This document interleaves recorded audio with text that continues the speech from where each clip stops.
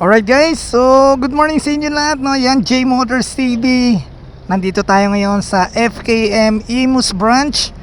Yan, so meron tayong re-reviewin dito na isang motor nila, no? Which is itong kanilang adventure bike na 180cc. Yan, ADB 180 yan mula sa FKM. So glossy gray ang kulay ng motor na to, no? O ng scooter na to. Alright, so check muna natin kung ano yung mga possible na pwede nating makita dito sa unit na to. So simulan natin dito sa unahan.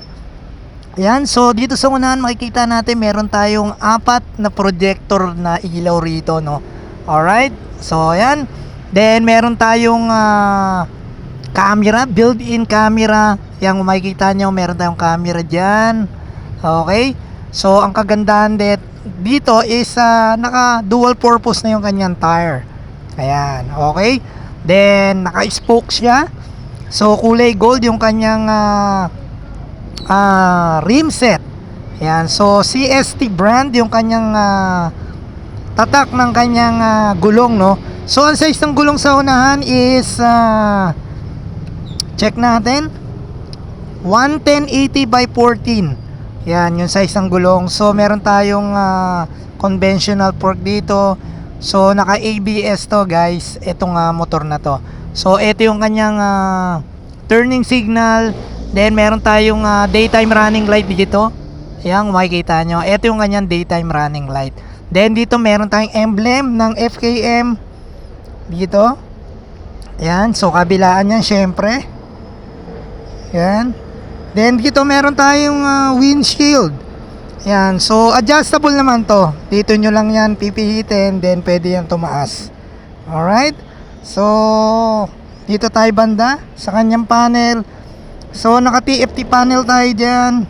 Hindi lang natin mabuksan kasi hindi to activated. Pero sobrang laki ng kanyang panel. So mas malaki pa sa cellphone natin. Yan kung makikita nyo. Yan. Then dito naka naked handlebar tayo. Maganda yung ganito, no, kasi pag maglalagay ka ng mga cellphone holder, yan, okay na okay tayo rito. Then meron tayong logo rito ng FKM, yan. Then dito naman sa kanyang manibela, no, meron tayong idling stop dito. Meron tayong hazard. So nandito yung kanyang starter. Then dito meron tayong chrome type na brake lever na adjustable. Yan, kung makikita nyo, adjustable yan. So kabilaan niya syempre. Yan. Then dito may mga ibang button pa rito para sa ilaw, tsaka sa busina, sa turning signal. Yan, meron kayo dyan. At tsaka guys, meron tong may backlight yan dyan. Pagka sa gabi, may ilaw yan dyan. Yan. Okay, so dito naman syempre nakakilis tayo dyan. Pero kung ayaw nyo gumamit ng remote, so meron yan ditong yan, may lagyanan ng susi yan dito. Yan, kung makikita nyo. Then dito yung pindutan ng fuel and seat. Yan. And dito naman yung kanyang fuel tank. Yan, dito. So mamaya sasabihin sa inyo yung specs na ito. Check lang muna natin kung ano yung pwede natin makita rito, no. So sa upuan niya, so ang lambot ng upuan nito, no. Yan. Then dito sa kanyang compartment, yan, di naman gaano kalaki yan yung compartment, saktong-sakto lang. Tingin ko kasi yung face helmet dito. Pero depende sa brand. Tingin ko lang pero parang hindi yata.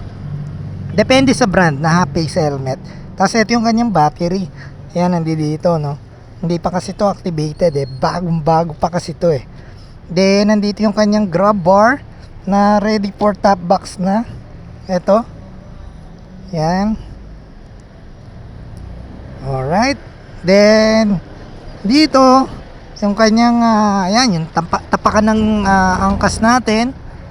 Alright. So yung kanyang napaka solid na muffler at yung kanyang shock na nakabaso, no. Ayan, kung makikita nyo. Then meron tayong napakasimpleng sticker lang dito ng 180 ADB. Ayan, syempre naka liquid cool tayo dyan. Okay. So ano pa ba? Syempre naka LED yung mga ganito natin, naka LED yan. Ayan, LED, then may ilaw yan dito. Then yan, yung kanyang gulong sa ulian. 130, 70 by 13 ang size. Yan, syempre naka ABS tayo dyan ha. Then dito sa kabila, yan yung kanyang CVT. Nandito na mayroong nakalagay na FKM. Yan. Syempre may side stand kill switch to. Ang pagkakaalam ko, yan, hindi natin masubukan kasi hindi activated yung unit. Pero tingin ko may side stand kill switch yan. Okay, so ang presyo ng motor na to is 178. Tama ba? 178,000 yung presyo. Nasaan na yan? Yun, 178,000 pesos yung kanyang cash price. Then yung inyong down, syempre may dalawang bracket tayo rito ng inyong down payment. So 89,000. Then sa 12 months 9,197. Then sa 18 months meron tayong 6,725. Then merong isang bracket dito na 71,200. Then 12 months 11,036. Then 8,070 yung inyong 18 months. Yan, 178,000 para dito sa Venture 180 ng FKM. Yan. So maraming kulay ito ha. Meron pa ron sa loob. May ibang kulay pa ron na pwede nyong i-check, no? Punta lang kayo rito sa FKM Imus branch. Yan, para makita nyo yung personal ang motor na to. So para sa kanyang max power 18.5 horsepower at 8,500 RPM. Syempre naka single overhead cam tayo dyan, 4 valve, max torque 17.2 Newton meter at 5,500 RPM. Syempre naka CVT tayo. Ang bigat natin dyan is 135 kg, 10 liters yung kanyang tank capacity. Yan, para dito sa unit na to. Kaya siguradong hindi na kayo kakapusin sa kahit malayo yung biyahe nyo, no? Okay, so yun, meron niyang built-in camera, naka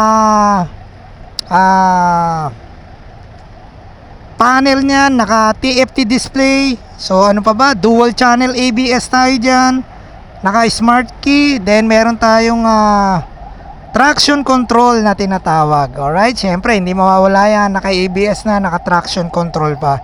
Syempre naka liquid cool tayo dyan ha.